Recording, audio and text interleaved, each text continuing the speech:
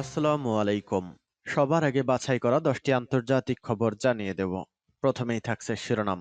তবে তার আগে অনুরোধ থাকবে ভিডিওটিতে একটি লাইক দিবেন।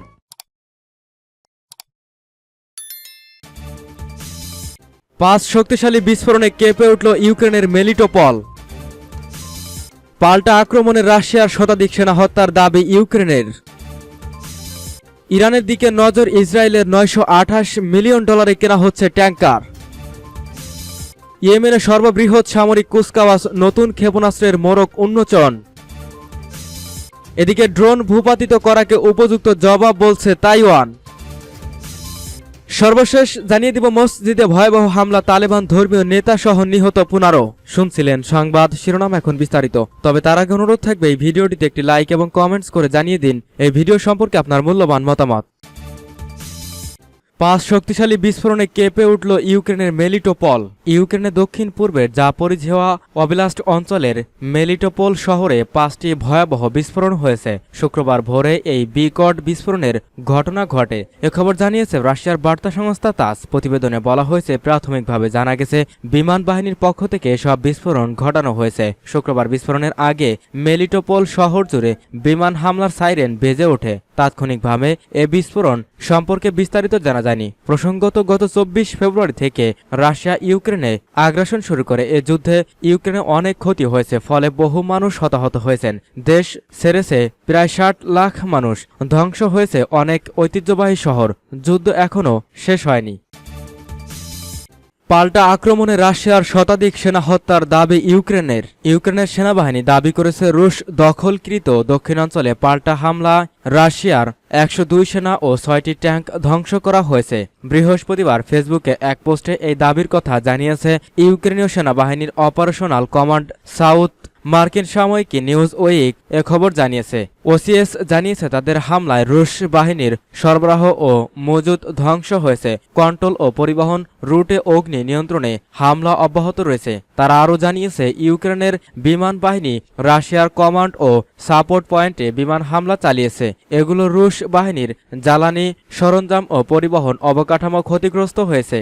এছাড়া একটি MLRS শ্রেণীর ক্ষেপণাস্ত্র লঞ্চার, একটি MSTA বি হাউইটজার ও একটি ভ্রাম্যমাণ 120M মর্টার ধ্বংস করা হয়েছে। তাদের দাবি, দখল অব্যাহত রাখতে রুশ সেনারা ইউক্রেনীয় অবস্থানে কামান ও মর্টারের গোলাবর্ষণ সহ বিমান ও ক্ষেপণাস্ত্র হামলা অব্যাহত রেখেছে। খেরসন ও আশেপাশের এলাকায় ইউক্রেনীয় সেনারা রুশ বাহিনীর 5টি গোলাবারুদের গুদাম ধ্বংস করেছে বলে দাবি করেছে ওসিএস। পশ্চিমা মিত্রদের সরবরাহকৃত high mobility artillery rocket system পাওয়ার পর ইউক্রেনের সেনাবাহিনী খেরসন মুক্ত করতে অভিযান জোরদার করেছে।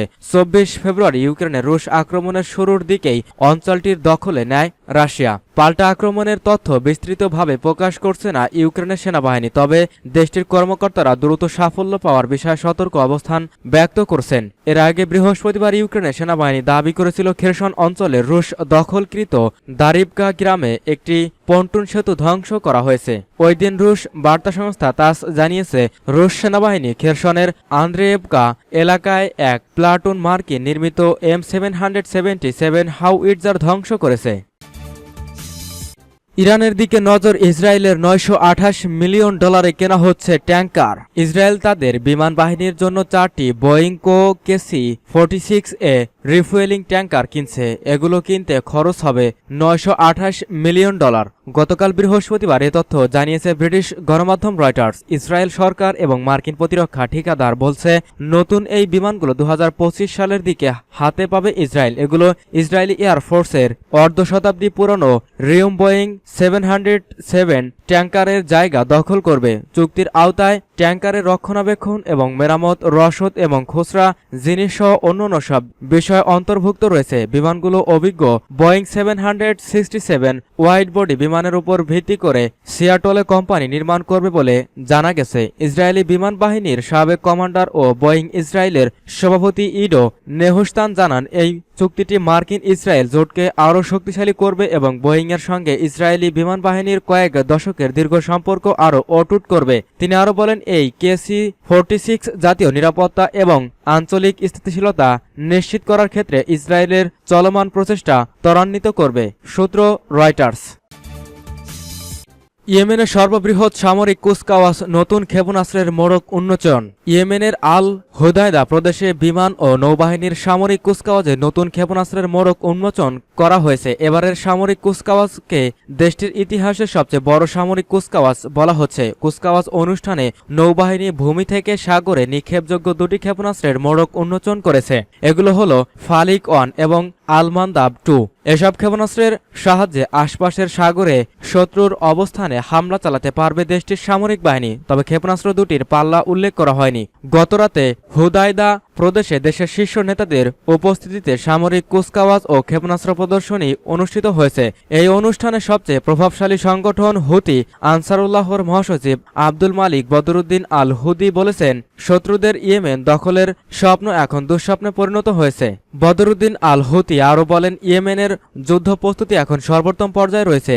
ইয়েমেনিদের সামরিক কুচকাওয়াজগুলো থেকেও এই বার্তা পাওয়া যাচ্ছে যে সামরিক সক্ষমতা বৃদ্ধির লক্ষ্যে দৃঢ় প্রচেষ্টা অব্যাহত রয়েছে। ইয়েমেনের সামরিক বাহিনী আল্লাহর উপর বিশ্বাস ও আস্থা রেখে সামনের দিকে এগিয়ে যাবে বলে তিনি মন্তব্য করেন। এ সময় ইয়েমেনের সর্বোচ্চ রাজনৈতিক পরিষদের প্রধান মাহদি আল মাসাতো উপস্থিত ছিলেন। তিনি বলেন, শত্রুর আগ্রাসনের বিরুদ্ধে দৃঢ় প্রতিরোধের ফলে আজ সামরিক বাহিনী উচ্চ অবস্থানে পৌঁছাতে সক্ষম হয়েছে।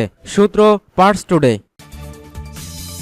ড্রোন ভূপাতিত করাকে উপযুক্ত জবাব বলছে তাইওয়ান। নিজেদের আকাশ সীমার কাছে একটি ড্রোন ভূপাতিত করাকে উপযুক্ত জবাব ছিল বলে মনে করেন তাইওয়ানের প্রিমিয়ার শু চেং চ্যাং।